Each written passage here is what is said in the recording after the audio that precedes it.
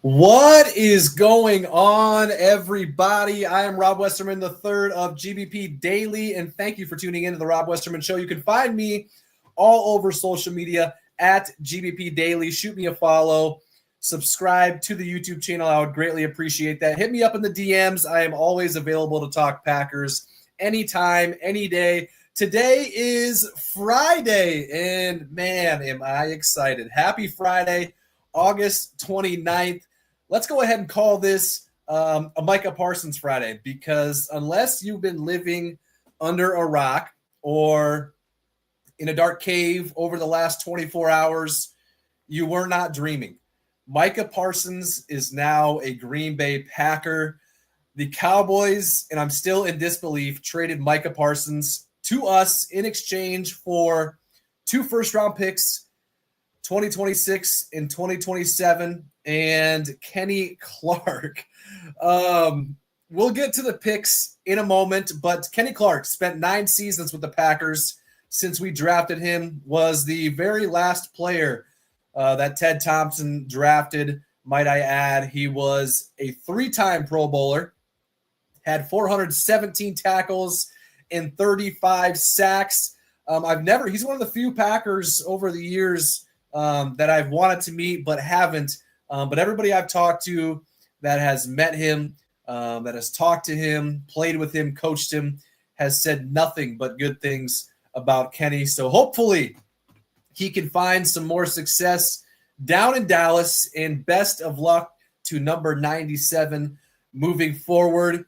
As for the picks, 2 first-rounders. I was all along thinking it was probably going to take some massive package to even get into the conversation for Micah Parsons. And even if we were to get into the conversation, I always thought that there was for sure going to be at least one other team that would outbid us. And on top of that, I didn't think that Jerry Jones would ever trade him to us in general. So that turned out to just not be true. 2 first-rounders along with Kenny Clark. And you got to think those 2 first-rounders, the picks are most likely, at the very least, will be in the 20s.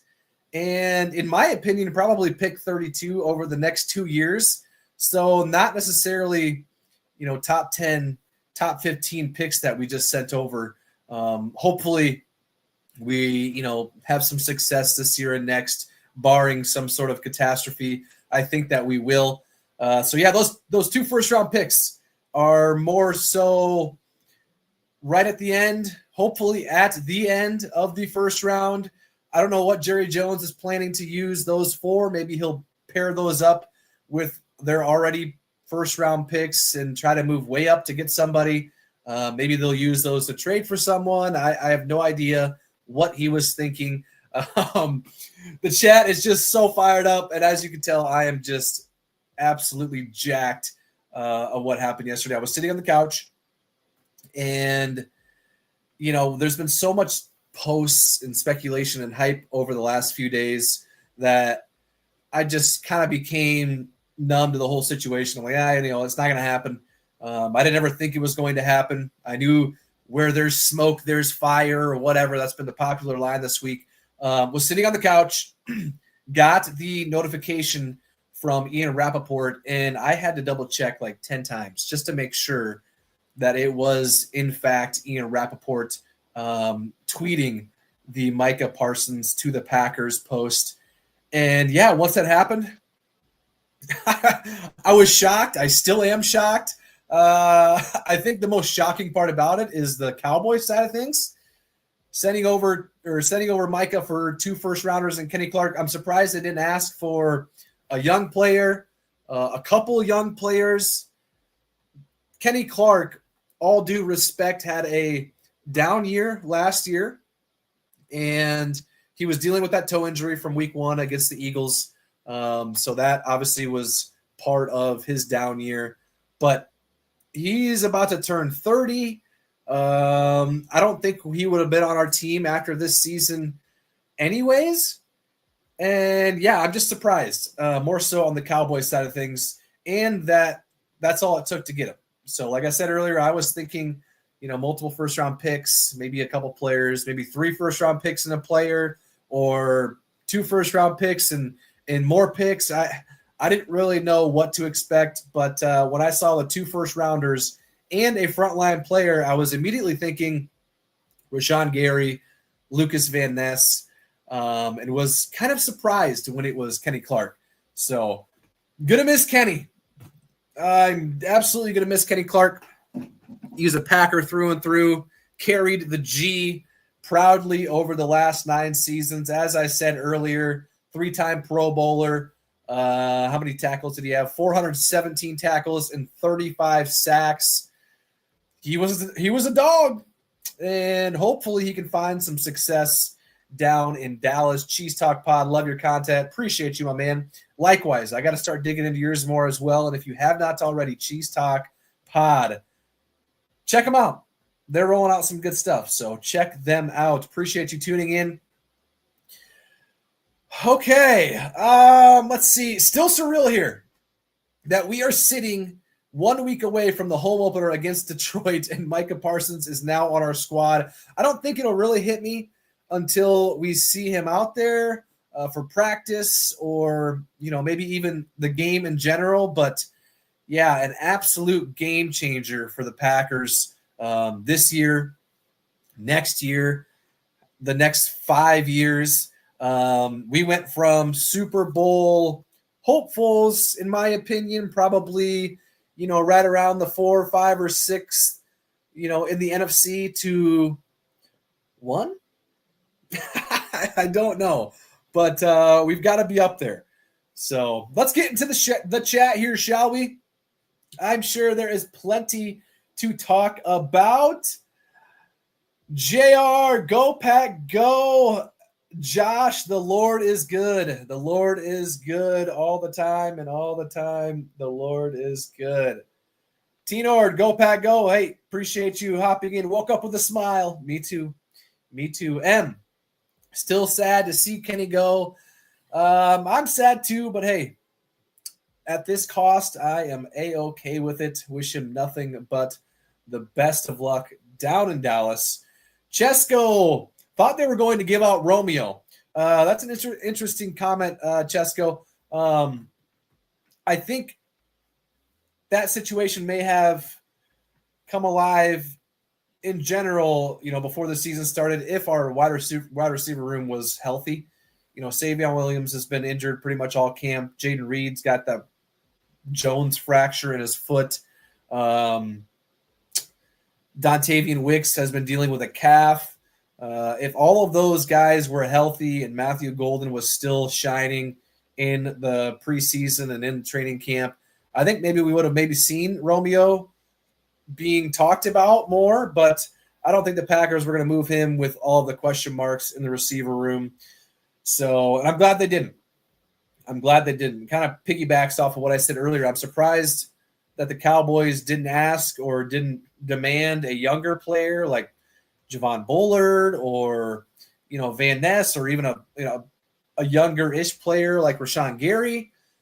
But I'm A-okay with it. A-okay with it. Jalen is in the chat. Super Bowl odds have skyrocketed, I assume. Jalen, I'm not sure about the Super Bowl odds specifically, and I'm not a sports bettor myself, but I did see that the NFC North odds have changed a bit. After the Micah Parsons trade yesterday, the Packers jumped the Lions and are now the favorites to win the NFC North at plus 160. Lions right behind them at plus 190. The Vikings are at plus 320. And the Bears, the Bears, they are at plus 600, which is just hilarious to me. So, yeah, Jalen, the odds are forever in our favor after the Parsons trade yesterday. You love to see it. Everyone seemingly loves this trade for the Packers, and as do I. Nick, when you first saw the trade and we didn't have any details, what did you think we gave up? I was a little afraid to look at the trade package we sent over. I was pumped we got him, Nick. And right away I was thinking, well, probably 2 or 3 first-round picks in a player, or 2 first-round picks in a player, and maybe a 4th or a 5th and a 7th or something. When I finally had seen that it was 2 first-rounders and Kenny Clark, I was pretty happy, honestly. I think if you're Green Bay, you do that trade every single day of the week and twice on Sundays. So yeah, I was pretty happy. I was expecting more, if I'm being honest. So Nolan, what does plus 160 mean? I'm not a sports bettor, Nolan, but plus 160 means if you bet, for example, if you bet $100 on plus 160, I believe that means you are going to win $160. Or if you bet $1, you're going to win. I honestly don't know. I think it's $100 for plus 160 will net you 160. So maybe somebody in the chat can help me out here. Explaining what plus 160, what do you bet for plus 160 and what do you get back? So I'll peep the chat and see if somebody can come up with an explanation for us. Greets from Germany. Greetings from the U.S. Thanks for hopping in. Joe, go Pack, go. D-line still good. Oh, yeah. D-line is ready to rock and roll. The Kenny C Show, beyond hype for the season. It was a joy to troll all of my Cowboy fan friends. Micah is that impact pass rusher this defense has needed since Clay. Agreed. I've got a Cowboys fan in the family, and yeah, he was pretty stunned, pretty disappointed in the trade yesterday. He didn't want to see Micah go, and for what they received in exchange for Micah Parsons, he was pretty disappointed in. And I don't blame him. I don't blame him one bit. If it were, if the tables were turned, I'd be pissed. 2 first-rounders and a 30-year-old DT. All due respect to Kenny Clark, but this is Micah Parsons we're talking about here. He's a 3-time All-Pro, and he's 26 years old. Just absolutely insane. I'm still shocked. Ramel, people are forgetting that Van Ness can play inside. He absolutely can, and so can Micah Parsons. So I'm with you, Ramel. Remember, there are NFC teams that learned how to attack Parsons, says Gene. Yeah, Gene, but they don't know how to attack Parsons and Gary. How about that one? I'll leave you with that. Just kidding.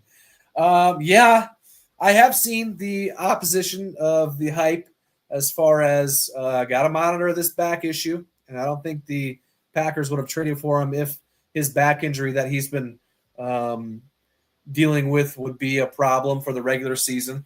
And yeah, everybody, at least from the Cowboys side, is kind of coping a little bit, but there's some truth to it. Talking about in the playoff games, he kind of disappeared. We smoked him a couple of years ago in Dallas. Now, it's just one player.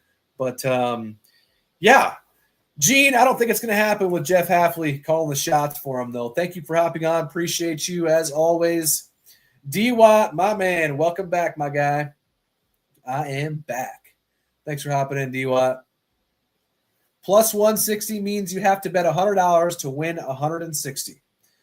There we have it. There we have it. All right. What else do we got here? Lucas, I'm not equally as excited for Rashawn Gary, but almost.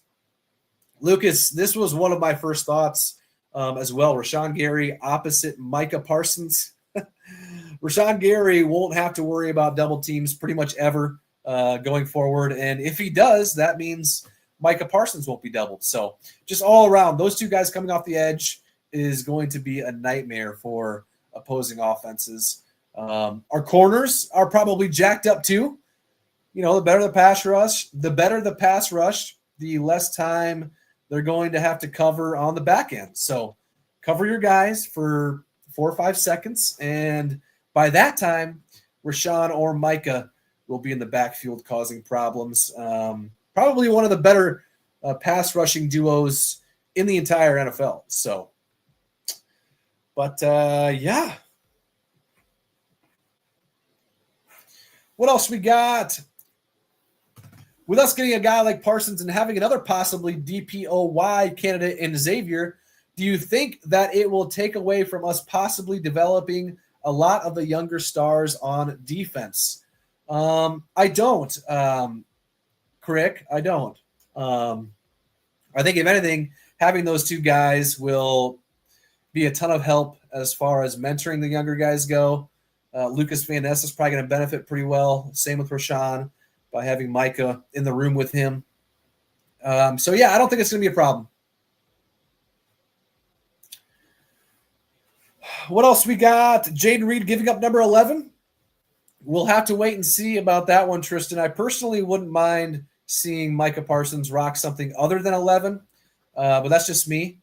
We'll see, though. I do know he wore 23 in high school, and 23 is open. So maybe he'll go that route. Maybe he'll go the route of trying to get 11 from Jaden. I've seen a lot of people suggest Jaden Reed go to number 1, like he wore at Michigan State. But as we all know, or most of us know, the number 1 is unofficially retired, as Curly Lambeau was rocking the number 1 back in the day. So I honestly wouldn't mind doing the number 1 option for Jaden, though, because, I mean, hey, we named the stadium after Curly. I think that's a pretty big honor. And number 1 isn't officially retired. So it is theoretically open. But we shall see. I love the number conversations. That my post about what number he's going to wear did almost as much, or I guess created or garnered as much engagement as just about every other post about Micah did. So everyone's pretty invested about the number, as am I. So, Aaron, I loved your video the other day, and now all the folks who are mad at the speculation can eat it. Aaron, my man, yes. So I posted a video talking about the private jet saga that Packers Twitter was obsessed with this week, and I think most people probably thought maybe I was the one doing the jet tracking, but no, I was just talking about it in general, kind of poking fun at it, really. I'm not sure who was actually behind the deep diving, but yeah, pretty funny how this turned out to come to fruition for once, right? We always do this crazy in-depth, did Aaron renew his golf membership in Green Bay or cancel, all the crazy stuff we've gone through over the years. And yeah, for once, after some investigative work, we got the guy we were looking in on.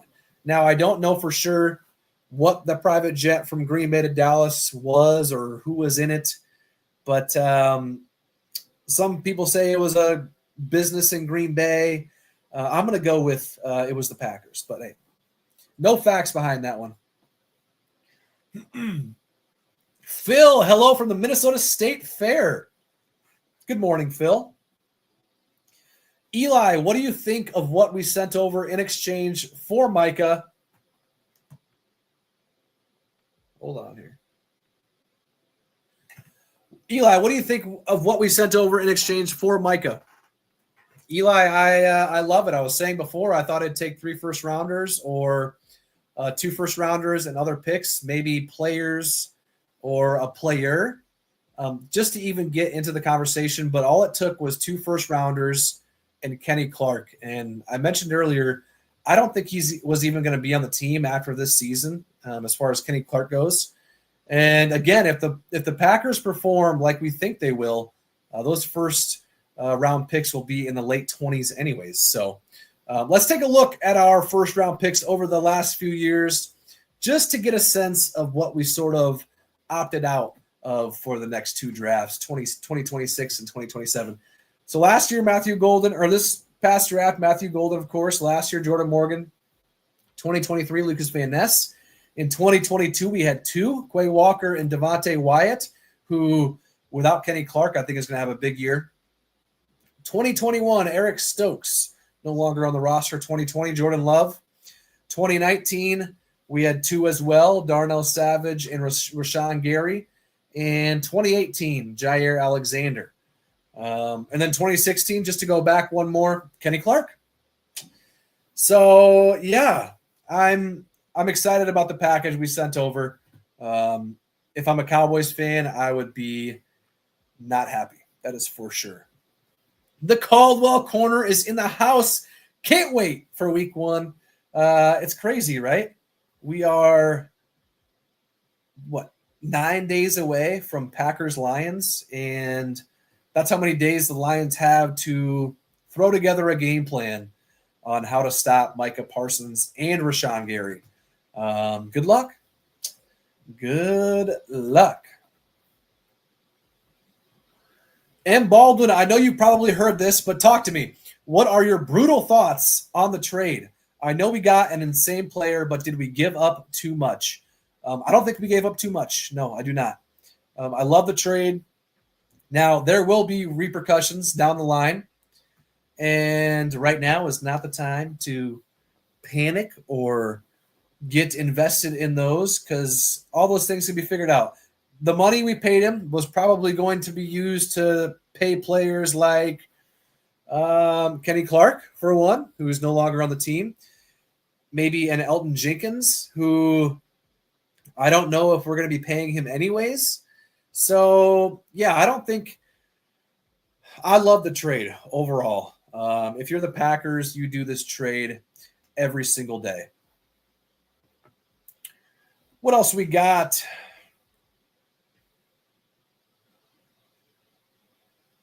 All right. Let's see here. Jacob, how do you feel if Micah wears number 0? I don't think I'd like number 0, to be honest. And I don't think it's going to happen because who was it that was trying to wear number 0? Was it Jaden Reed? I can't remember. Somebody was trying to wear 0 last year or 2 years ago, and I think it was Jaden Reed. It did not come to fruition. Nate, let's go, Rob. I think Morgan and Walker and Tom are happy with this trade. Are happy this trade happened after training camp. Yes. Yeah, I think so too. The training camp battles would have been a lot more tough for those guys, definitely during camp. So, but they'll get their taste of Micah in practice over the next few weeks or next week or so before the home opener. All right, guys, that is going to do it for me today. As far as the show goes, as far as the content, I'm always posting all the time, anything Packers related on social media. Thanks again for tuning in. Always love talking Packers with you guys. Hit me up on the social channels at GBP Daily. Subscribe to the YouTube if you have not already. I really appreciate that. Any sort of interaction with the channel on YouTube, the pages on social media, that helps myself and helps GBP Daily. I appreciate it. I will be back and at it again on Monday. And yeah, look forward to talking to you then. Have yourself a great Micah Parsons Friday. Have yourself a great weekend, and I'll catch you guys later. Thank you.